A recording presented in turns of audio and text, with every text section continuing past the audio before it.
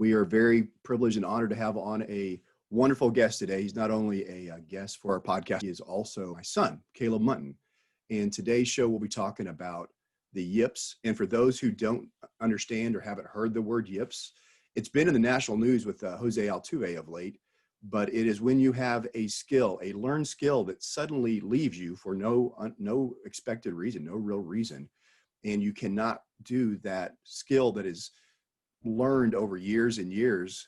It just leaves you, and you cannot do that when you ask yourself to do it. Oftentimes it's a golf term that was first used for people who couldn't do simple acts like putting, something they've done their entire lives. Usually these are elite golfers.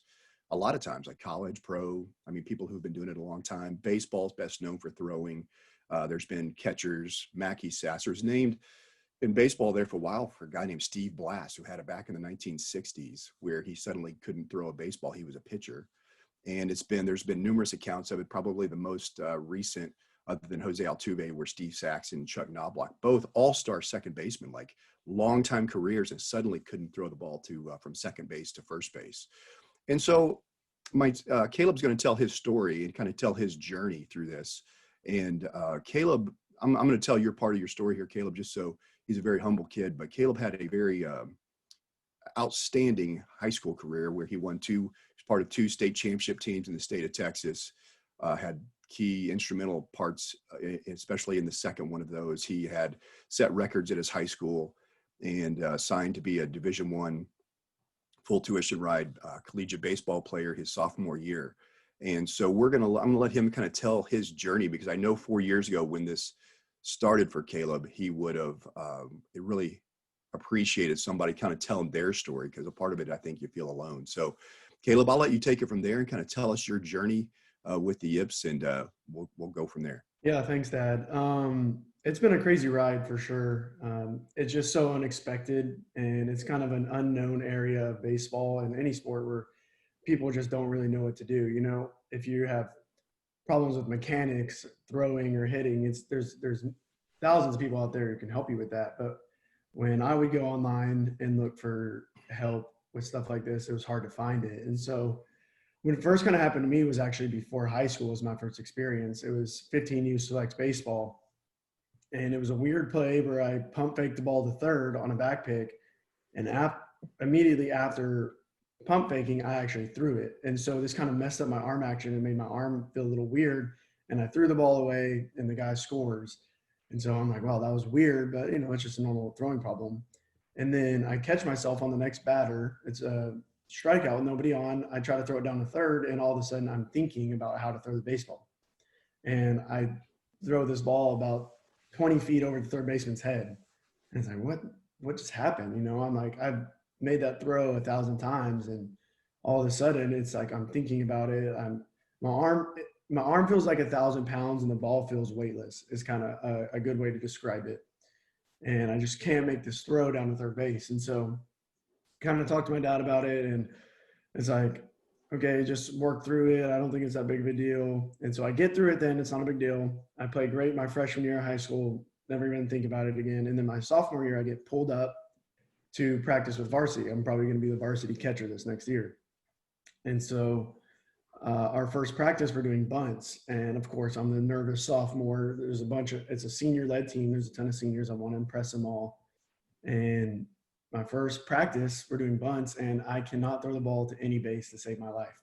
I'm either bouncing it halfway there or throwing it way over their head. And it doesn't matter what I do to try to fix it. Mechanic-wise, I know how to throw a baseball with good mechanics, but it doesn't matter what I do. I just can't fix it. And then it feels like everybody's watching me, and it feels like everyone's kind of like, snickering or whatever. And it feels like everyone's so zoned in on you. That's what it feels like when you're in the moment. And so I go through this sophomore year, and I kind of work through it a little bit, and I work with some high level people, and that kind of helped me get through it. And I ended up having a really great year sophomore year, and we win state, and it was a really awesome experience to be able to work through that. So now I'm kind of like, okay, it's behind me. And then I deal with it a little bit junior and senior year, barely any. I'm pretty good there. And then I go to college, and it is just the worst it's ever been. I think it was a new environment. again, there's seniors that I want to impress. And man, the first day I go out for practice and I'm just throwing this ball over and over my partner's head.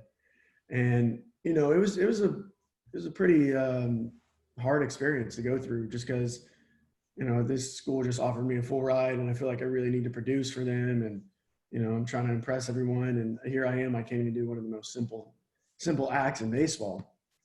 And it was pretty depressing. And it's like, I mean, I hit pretty well when I was in college, which was still nice, but it's like, if I can't throw a baseball, do I even deserve to be here? And so I kind of went through that, and I actually ended up getting really devastated by this. I ended up losing like 30 pounds because I'd be so nervous before practices and stuff in the morning. I wouldn't eat breakfast or lunch because I'd be so nervous about practice later that afternoon. And so it got to be a pretty big deal for me, and not being able to throw this ball. And I'd worry about scrimmages. I could barely throw the ball back to the pitcher in the games. I could always throw it down to second good. That was one thing I could do, but I lost a lot of arm strength and when just warming up, I'd be throwing real slow.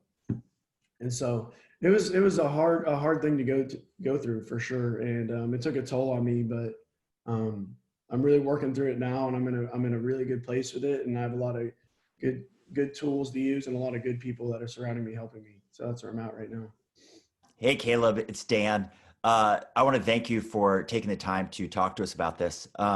I know it's difficult for anybody to even mention the word, nonetheless, sit there and go into detail about their experience with it. So give you a lot of credit for doing this, because I do think it'll help a lot of people. And I think the thing that most people probably struggle with the most is feeling like they're alone in this, or feeling like they're the only ones who have been through this, because it's not something that's talked about a lot. So thank you so much for being willing to share your story, because I know it's going to help a lot of people, and they're going to relate to it, and they're going to see themselves and their experience, if they're struggling with something similar, in your story. So being willing to be so open is very brave of you, and we really appreciate it.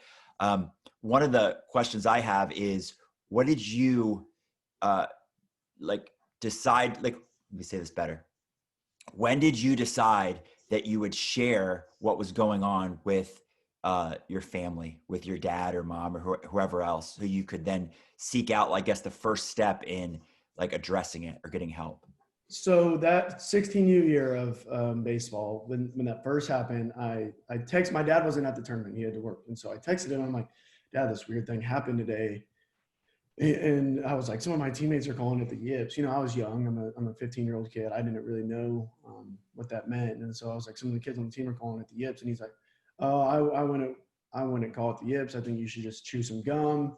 And that always helped me relax. I'm like, okay. So I go out, and that actually works. And I just don't really think about it. But it's always kind of lingered in the back of my mind. And so then sophomore year, when it came back, they were the first people I went to. And I was like, no, I think this is like a real thing. I think I actually have the yips. Like, I couldn't throw at practice today. And so I've always had a great connection with my parents, and I've always been super open to them about stuff going on in my life. So I went to them pretty much as soon as it happened and wanted to get their opinion on it. So they were always one of my first options. That's another good example of how brave you are, because, and just the fact that you have a great relationship with your parents, because I think a lot of kids would be hesitant to say a word about it, right? They'd be so embarrassed about it, or feel so whatever shame, that they would think, gosh, I'm only disappointing myself or my team, but I disappoint my parents if I go let them know that I'm struggling with something, especially probably the amount of years they put into helping me get to this point in my baseball career. So Dr. Dan, I am curious, I'm sure you recall that time period. Tell us about when you first heard about it, and you mentioned chewing gum. What was your thought process at that time, and what were you trying to do to help him out? That's an incredible question, Dan. It's multi-layered. First of all, I am a problem solver. That's what I do. I'm a physician. I listen to people all day with medical issues, and I try and come up with solutions. So here my son tells me about not being able to throw the ball to second, or throw the ball back to the pitcher, or throw the ball back to first base, suddenly the yips.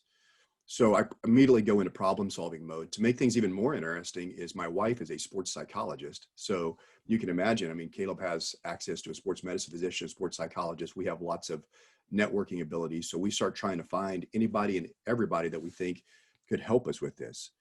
I actually, in my college career, had this as well. So I muddled through it. I didn't know what the yips was, never heard of it. I just knew that there were times where I couldn't throw the ball from third base to first base. And Caleb can talk to this as well. And it's a question I wanted to ask him.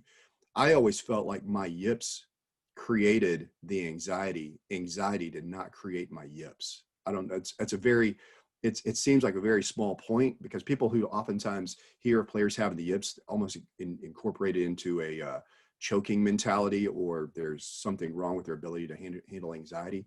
I never had that. I was like Caleb. I came out, I had a strong high school career, was drafted, went on and played college baseball. I didn't have a lack of confidence. I didn't feel like I had a lack of ability to deal with anxiety. But suddenly when you can't throw a baseball and that's what your identity is wrapped up into, and now you can't do it, that created the anxiety in me. And I think Caleb will describe that as well. But we went into problem solving mode as far as who do we have him talk to? We thought immediately, I think I knew that I had done it wrong in my career. I never spoke about it. So I immediately told Caleb, I said, hey, we're going to be open. We're going to talk to your coach. We're going to talk to your teammates, because they want the best. They want the best in you. So, you don't have to be embarrassed. If you tell your first baseman, he's going to say, hey, Caleb, I'm with you. I'll dig it out. Just get it here some way, somehow. And if you talk to your coach, he's going to have your back. He'll understand. And so we were pretty open and honest about it. I think that was part of the initial and long-term healing process of learning. Caleb saying, hey, you don't have to carry this load yourself. And then we went on a journey to look for a really good sports psychologist that he could talk to other than his mom, because, as a parent, you would like to have some outside sports psychologist help him. And so through the years, we've tried any and everything when he felt like it was coming back on him or had it, and that's how we came to find you, Dan, you and your partner, Will Naylor. And so he started that year-long journey with you guys to really try and help him have goals and expectations and things that he's working on personally to try and help him with that. And through that and multiple different things that he's learned, I think he's done extremely well. I mean, he'll tell you that he still always feels like it's a battle at some level, whether that level is a 10 out of 10 or a 1 out of 10. It's been different. It's been improving. So my question for you, Caleb, is answer that question for our audience who might be, if there's someone who was in your shoes 4 years ago is going through this, about the anxiety issue. Do you feel like the yips was created by anxiety, or did the anxiety come because of your yips? Yeah, I think you're perfectly right when you say that anxiety is caused because of the yips. Because I've always been at least a somewhat confident player in myself when I'm playing, and once I got the yips, and I was completely unconfident and had no faith in myself to throw the ball. And so I think all those feelings were because of the yips, not because of the person I was. Because I can go out, when I was at Texas State and I had it really bad, I could go out and throw in the backyard with you perfectly. I still have my mechanics. I can still throw a baseball, but it's when you get put into those positions with anxiety and the yips comes out, that's when it starts making you even more anxious, and it just kind of compiles on top of itself. Because I've always been a somewhat anxious player. Like, I get nervous before games. I feel like most people do. That's pretty normal. But it was multiplied by 10 once I had this problem. And so I think you're exactly right when you say that anxiety is caused by the yips, not the other way around. Caleb, what do you recommend for anybody dealing with things that they might characterize or classify as the yips? Like, what do you recommend they do as far as telling their coach what they're dealing with, or telling their parents? Do you think it's something they should work through on their own, something they should seek out help? Like, what is your recommendation for those people? Yeah, I would totally say be open as you possibly can. After the first day in college when I got it and I had that terrible game to catch, it was just a rough day. The first thing I went and did the next day was, before practice, I went to my coach's office and just explained everything. And I was like, I've dealt with this for a while. It's been a problem. I've worked through it before, so I know it's not impossible to work through. Just give me some time. And he was completely understanding. And I feel like that's how most coaches are. Most coaches, especially guys that have been around baseball for a long time, have probably been in contact with someone who's had it, or they've had it themselves. And so I think it's an amazing idea to just be completely open about it, especially to your parents, definitely to your coaches. Sometimes I would let my players know. I think that's more of a personal decision to talk to your players about it, your fellow teammates. But I think talking to your coach and definitely your parents is a really great idea. I don't want to really give advice today, but if I'm going to give one piece of advice, I would say listen to what Caleb just said right there, because the secret can build up the anxiety and can make things worse, right? Holding it in or feeling like maybe people aren't noticing. It's funny because you say it feels like there's a spotlight on you and everybody's noticing, and they are noticing, right? They may not care that much as we think they care, but they're definitely notice it. So I think my one piece of advice for everybody is listen to what Caleb just said right there, and not just tell your coaches and not just tell your parents or whoever cares, but actually I would go to your teammates and I would just say, hey guys, you probably noticed this is something I'm struggling with, because I think it lets off some of like the weight that you're feeling of like that it's a secret, and you're like, they probably know, but they're probably wondering like, what is this? What's going on with, you or whoever is dealing with this? So definitely hear what Caleb said, tell your coaches, tell your parents, and I would recommend tell your teammates, just say, hey guys, I'm struggling with this. Any support you can give me, I appreciate. Please be patient with me. This is something I'm going to work on. I'm going to get through, and your support's really going to help me get through it. And Dr. Dan, I want to go back to you for a moment and just ask you, what advice do you have for parents? Because I think going back to this embarrassment thing or feeling the kid might feel like they let down their parent. What advice do you have for them as far as how they should react to their kid when their kid tells them this?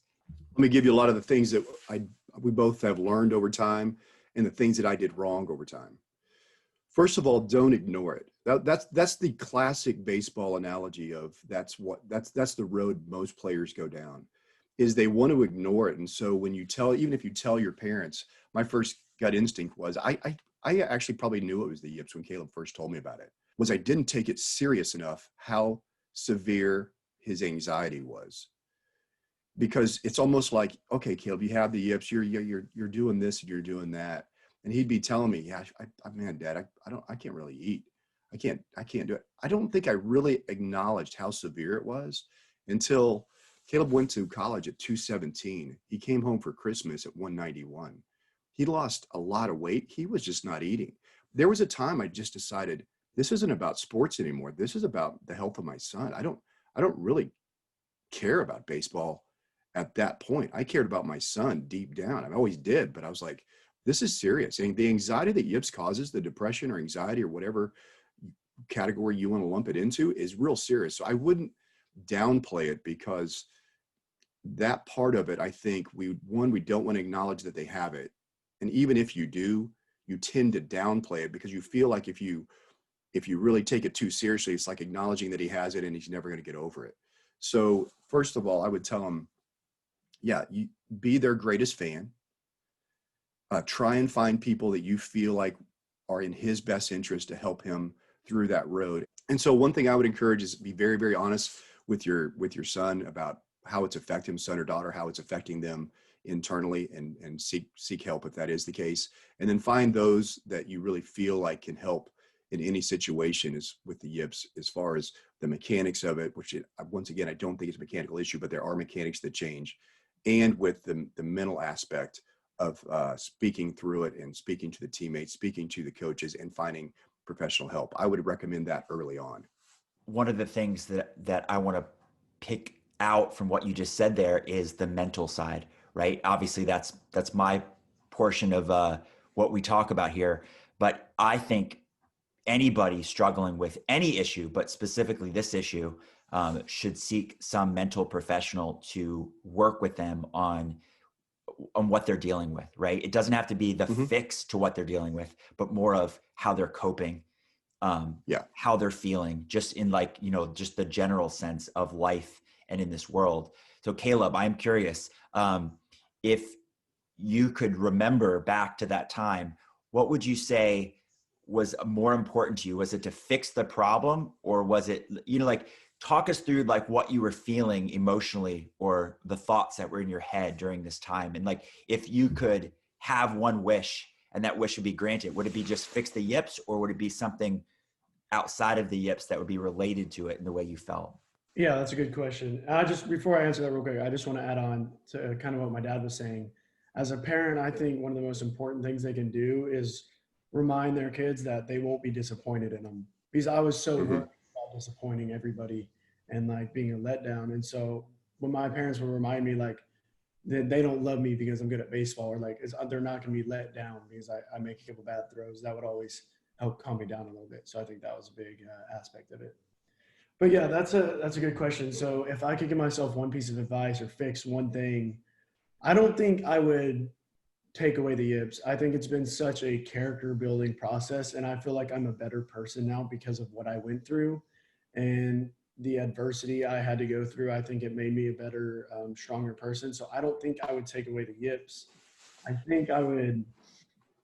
The one thing I could fix is not worrying so much about what people thought of me, because I feel like that's where a lot of it stemmed from, and that's the advice I would give to a lot of young players out there who may feel this.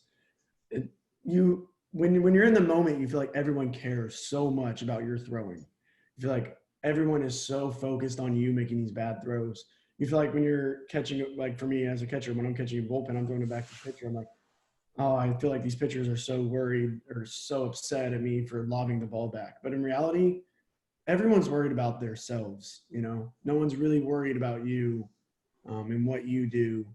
So no one's really focusing on how you're throwing the ball, especially back to the pitcher as a catcher. And it's like I was always so worried that everyone was watching me. And it's like then when I would watch someone make a bad throw, I'm like, okay, it's just a bad throw. I don't really care because it's not me. If it's not you, you don't really care that much. And so that's the one thing I would change is thinking that people cared so much about how I threw the ball. It is a big deal for sure. From a general piece of advice, what you're saying is that a big a big step for anybody in dealing with almost anything, not just this, is to realize that we're all genuinely selfish, right? Like we have to care about ourselves before we can spend much time caring about others. While we observe others and we're aware of things going on around us, we're not spending our time like reliving and thinking about what other people did. We might notice it, and then we're moving back to what's relevant to ourselves and others. So it's like that. I think that realization is huge for anybody, especially younger people, is that it's like, while people notice, people don't really care. Like the number of people who care on any level beyond just like that moment is that small circle of people in your life, like probably your close friends and your family or people in your relationships with. And everyone else is just kind of like, oh yeah, did you see that? Right. And it's not that big a deal to them. And I think when we can take anything from being a big deal in our heads and realize what it really is like, that happened, then it makes us be able to, I think, overcome it better, right? Because we look at it from the perspective of, yeah, man, this is just a small thing, not a big thing that I have to overcome. Do you agree with that, Caleb? Yeah, I completely agree. I think that's a great point, and I think that's completely true. And it's another one of those things where if you are gonna be worried about what people think, then the truth is that most people want to help you. Like whenever I would talk to my teammates about it, they're always super supportive. And like one of my pitchers, I can throw back to me. He's like, one time before a game, I was warming up in the bullpen. I threw it 30 feet over the bullpen and threw it into the stands, and everyone laughed because they just thought it was funny. It's like he was like, it's really not that big of a deal, and like not everyone's so worried about how you're throwing the ball. And so not thinking what people care, I think is amazing outside your circle, but also remembering that when they do care, it's they usually want to help you is the high majority of the time is what I would say. On that note, telling the story, I realized that Caleb was getting better and much better when he was down in the Florida Collegiate League and he threw a ball to first base and he bounced it there and he made a joke with his first baseman. Tell that story, Caleb, because I think it shows how you matured over the years, how you dealt with it. I was throwing pretty well in the Florida League, obviously not as well as I would like, not 100%, but I was throwing pretty decent. I would say on the Yips scale, like 5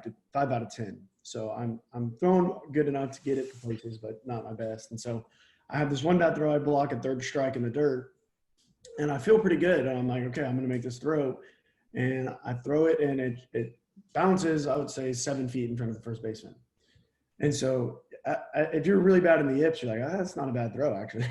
You would take that over some of the throws you have for sure. And so, but my first baseman he was a great player, and he picks it, and the guy's out, and we get out of the inning. Of course, my coach is all yelling, throw the ball, whatever. And so I'm like, oh, whatever, I've been through that. And so I get back in the dugout, and I'm like, I go up to my first baseman. I was like, hey, I was just trying to help you get your pick work in. like just making a little joke, and he thought it was funny. He was like, yeah, it's no big deal. I got you. And all the other guys were joking about it. And, it's one of those things, again, when you realize it's not that serious and everyone's not that worried about how you're throwing the ball, it's easy to loosen up and kind of make jokes about it and not get so devastated over it.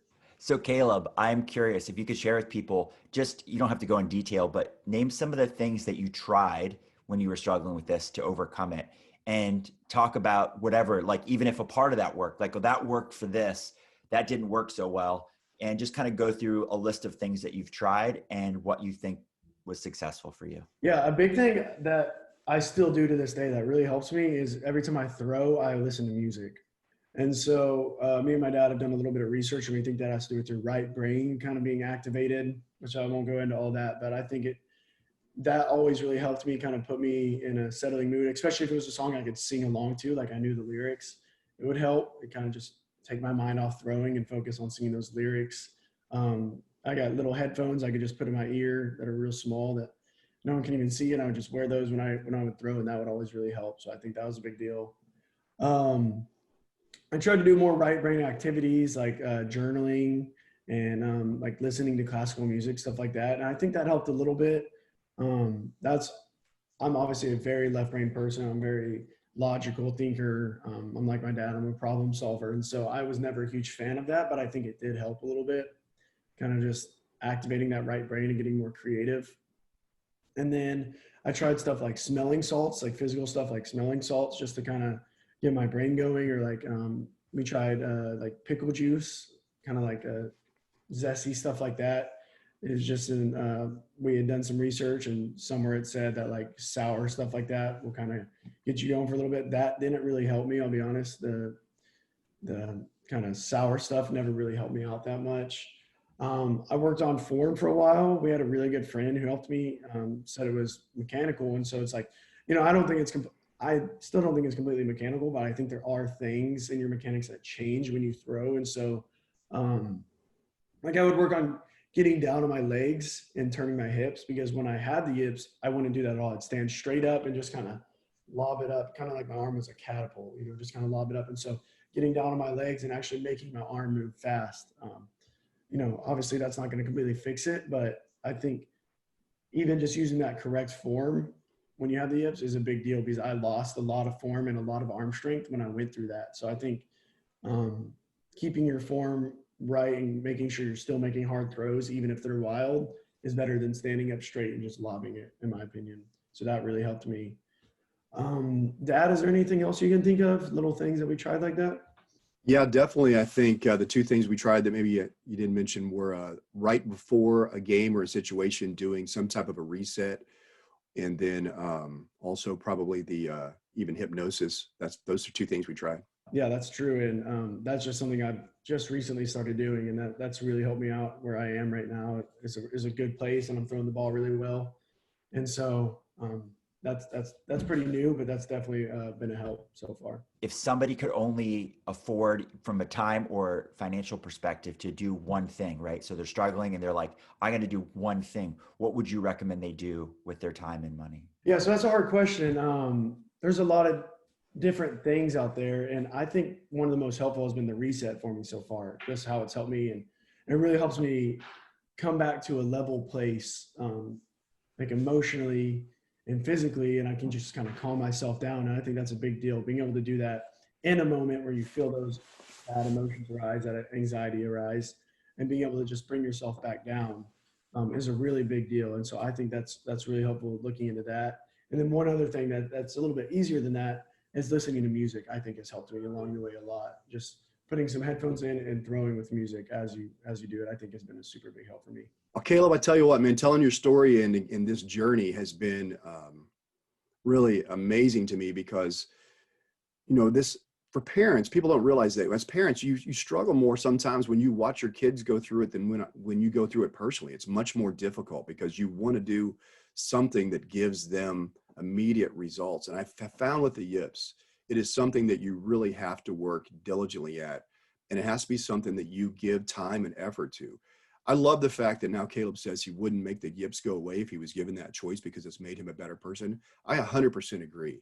I think it makes parents, when you sit down, you watch people go through this and you you become a more empathetic parent. You realize that your child needs you in that moment, and he needs you as a parent. He doesn't need you as his personal psychologist, but he needs you in that moment just to know that, hey, we love you because you're you, and because you're my child, and because you know, you're who you are. It has very little to do with the performance part of sports.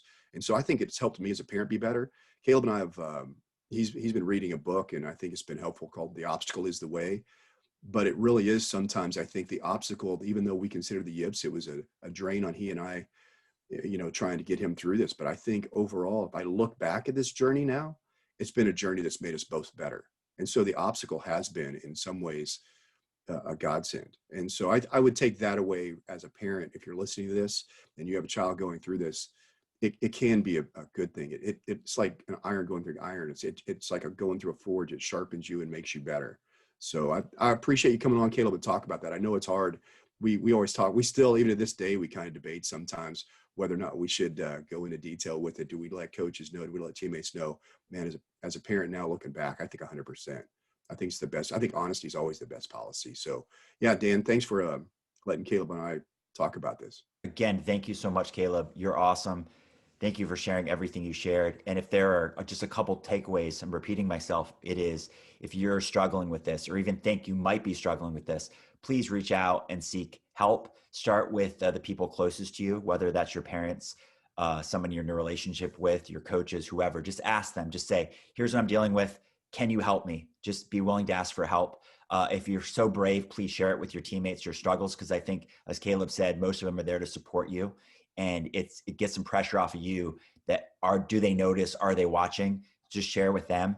And if you're going to probably seek out one level of help, I would say seek out something that helps you mentally versus just physically. Physical matters, but I think mental matters more. And once you can kind of calm yourself down and feel more present and get out of some of the stress that you've built up because of going through this, I think the physical will be easier because you've dealt with the mental first. So my recommendation is, please share, please seek out help, and deal with the mental first. Learn to control your emotions. And when you do that, I think the physical will be much easier to work on your mechanics and do those things. And Caleb, I'll let you have the final point here. Yeah, my biggest piece of advice is just remember that you're not alone. I felt so alone when I went through it, and it was a terrible feeling, thinking I was going through that alone. And I would just recommend to anybody, just remember that you're not alone, and go spend time with your friends. Take your mind off baseball every once in a while. It's not your entire life, even if you think it is. You have other things that are good. Like, to help me take my mind off, I would play video games or watch a movie every once in a while, or go hang out with my friends. So I just remember that baseball is not your entire life. There's things in your life other than baseball that you can do. And just remember that you're not alone. There are people out there who want to help you.